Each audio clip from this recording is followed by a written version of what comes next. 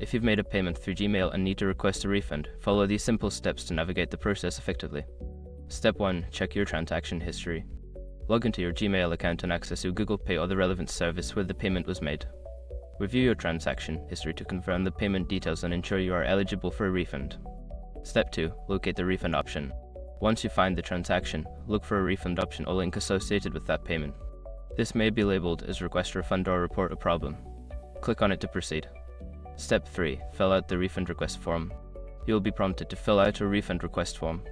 Provide all necessary details, including the reason for the refund, transaction ID, and any other required information.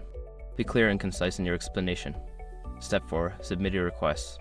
After completing the form, review your information for accuracy and submit the request. You may receive a confirmation email indicating that your refund request has been received and is being processed. Step 5. Monitor your email for updates. Keep an eye on your email for updates regarding your refund status. The processing time may vary, so be patient. If you do not receive a response within a reasonable time frame, consider following up with customer support. By following these steps, you can successfully request a refund for a payment made through Gmail. If you have any further questions, don't hesitate to reach out to customer support for assistance.